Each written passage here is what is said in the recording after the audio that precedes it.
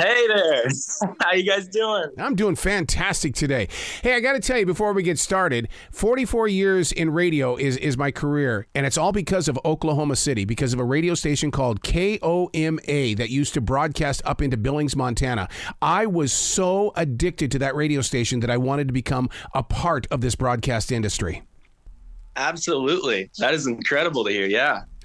Oklahoma City is, to me, I call it the great southern city that's caught somewhere in the Midwest. I mean, you're like right there in the middle of everything. Yeah, 100%. I've loved being in Oklahoma City for most of my life. Yeah, I've been like smack dab in the middle, and I've been able to perform at places like in Bricktown. I've been able to perform for the Dodgers, and wow, I've been able to do so much, and I just love it. It's got that beautiful river flowing down through it and everything. It's been amazing. Speaking of that river, you know how we creative people are. We find little places in our worlds that become the inspiration of our next written song. Is that river one of them? Absolutely it is. Wow. And it's going to be. Trust me. Where do you find your inspiration to be that entertainer? Because, you know, a lot of people don't understand that it's a calling, and if we don't answer it, it's just going to drive us insane. Oh, absolutely. I have been driven, like, you have to be kind of crazy to be like a musical artist making your music. And I have been on guitar singing for about a good 5 years now. Just literally writing my heart out because I've been pretty isolated for a lot of my life, doing online school and just kind of sitting on my bed with a guitar, writing songs, and always been pretty like kind of shy to make my own music and actually show it to other people. Mm-hmm. So some part of that will drive you crazy for sure. See, that's every bit the reason why I created Unplugged and Totally Uncut on iHeartRadio, is because I'm trying to reach people like yourself that are sitting in their bedrooms or they're tucked away in their cars, but they won't release the music because it's trapped somewhere inside their hearts, but they don't want the world to hear it in fear of being judged. Absolutely. And that is the problem I've run into. I get in my own head about these things. I don't want people to like tell me that, I don't know, I'm not enough, or that everything that I've worked so hard for isn't actually going to amount to anything. So I overthink, and I have to have things be perfect every time. And it's just not going to be that way. I'm going to like try and fail. How do you deal with that perfectionist? Because you know that perfectionist is a monster. I'm still learning, honestly. I genuinely am. I've been making music in my bedroom since I was about like 14 years old. And sometimes I'll only actually release things if I like have everything there. Like, you know, all the people behind me in like my hometown, they've heard the music and everything. And that's the only time I can release it.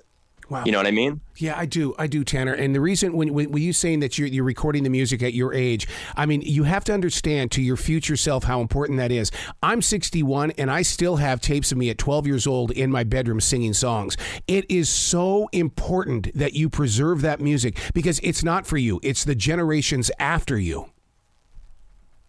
Absolutely. 100%. And I don't want that. I don't want a part of me to just be locked away like on a voice note on my phone or something.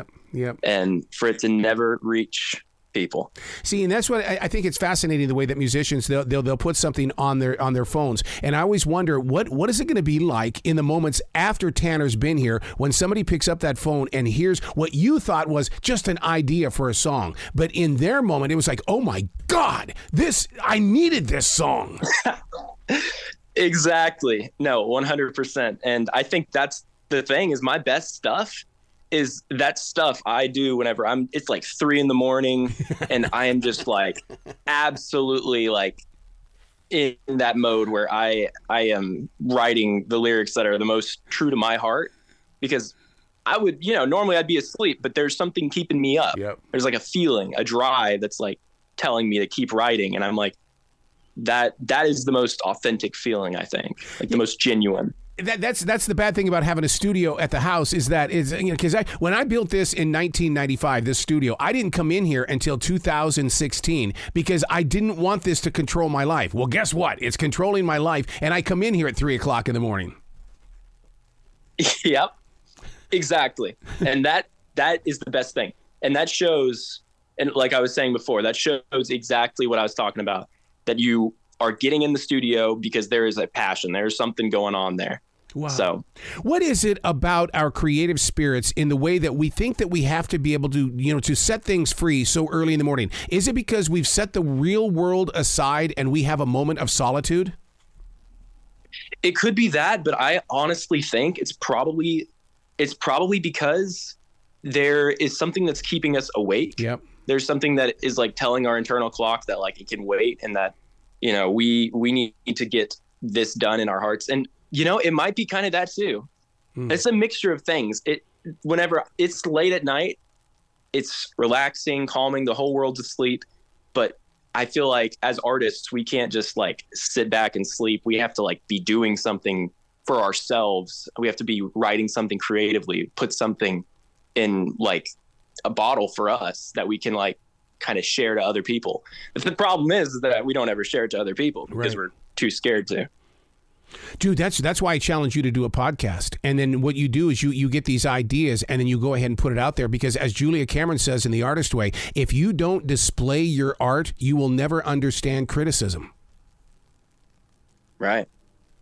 Yeah. That's a really good point. I mean, it would be so awesome to hear a podcast from you going through all of these stages of changes that you're going through, and then to find yourself, what is it like to go before on a live stage? What is it like to be on that live stage? And you could do 2 and 3 minute stories on just what it's like to be Tanner. And I mean, God, that's what it's all about these days. Yeah, that's true. I never thought about doing a podcast. I've definitely always listened to them, but I have never actually done one myself. Before you go onto that live stage, what is your transition like? Because, when you go out there, all of a sudden, everybody is receiving Tanner. You're giving, they're receiving. Now, how do you get it back?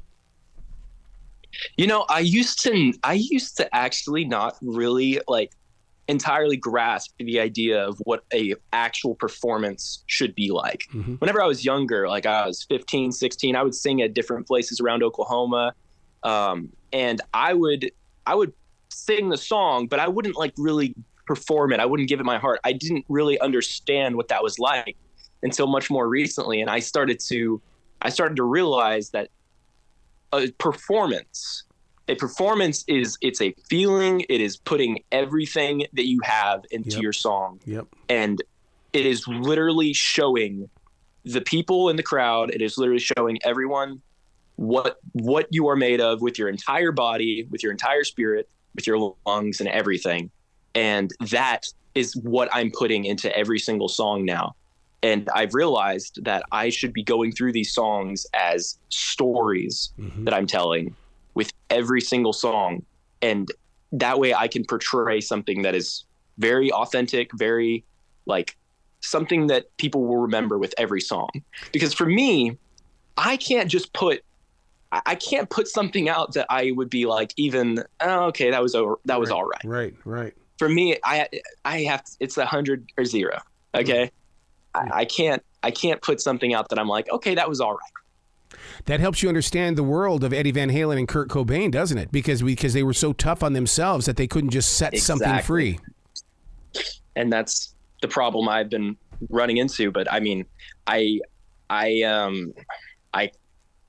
can't necessarily just easily break out of that. I want every performance to be unique. I want every performance to be, like big and astounding, but it's kind of like that perfect dream that you can't just put into every single song, but you try to. And I think that's what's important. I'm glad you're using the word performance, because to me, it's never a gig. It's always a performance, because what is about to happen is something that cannot be duplicated anywhere else, because the moment is there because the people brought themselves. I love the art of the performance, because it's one of those where you kind of look at somebody and say, okay, I don't know where we're going tonight, but tonight we're going somewhere. Well, where? I don't know, but I know we're going somewhere.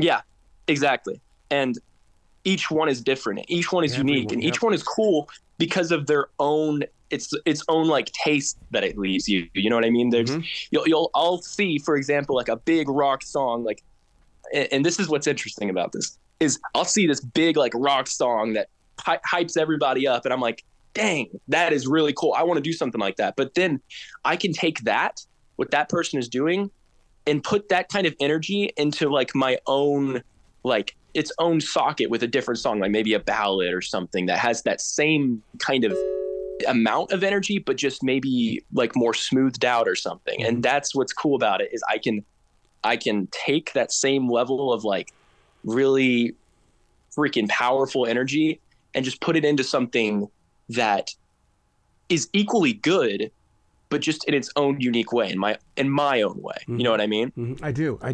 So let me ask you a question as that musician, that live musician on stage. Do you get to jump off that music list? Because as a mobile entertainer, I can go in any direction I want to go to move my floor. What about you? Yeah, so that's kind of how I've been as well. I mean, I'm a soul singer. I'm a rock singer. I can do pop stuff. I do ballad stuff. Like, I'm pretty versatile in like the different genres that I actually do. And I love doing them all pretty much. So I'm being up there doing either some like, you know, some soulful music, or I'm doing some pop. I've not just put all of my whatever into one place. You know what I mean? I've branched out many different times. So if you were to go back into my childhood, into my elementary school, there I was, that little kid. He was drawing underground housing, and nobody understood what I was doing. And yet here you are today, and your bio says that you grew up in an underground housing. I sure did. So my grandpa, he built houses, and my house back in Choctaw I don't have it anymore. But it was an underground house because it was literally like a fortress. It was built into like a hill. Nice. And yeah, and it was for like storms and tornadoes. Grandpa did not like those. And don't you see that happening in the future as we have this climate change, that we're going to be digging more into the dirt? Absolutely. I mean, it's just crazy what's going on in the world. But I mean, it's going to be... It's going to be wild, but I do think that it is a good idea. It's kind of also why we recently moved out into the countryside as well. I got to tell you, Tanner, I'm really super jealous of you being a part of an a cappella group, because when I was in school, it was barbershop. Oh, you had to do barbershop. But you guys came up with a cool name, a cappella group. I mean, I'm so jealous that you got to do that. Oh, yeah. With the ACAPOP kids. Yep. Oh, yeah. I love being in something like that. It's just so cool because you have so many different like young talent that you're working with. And I never really got to be around that exactly growing up in Oklahoma. I would sing at a lot of different Opries and everything. There's already a lot of experienced, talented, you know, more older and mature artists. And to be around a bunch of kids who can just like sing and like beatbox and stuff, the coolest thing. What's your website, man, so people can find out more about you? Yeah, my website is currently tannermassey.com. That's simple, huh? Yeah, got the domain for that. You got to come back to this show anytime in the future, Tanner. The door is always going to be open for you. Absolutely. Thank you so much. I appreciate it. You be brilliant today, okay? You as well. Thank you so much.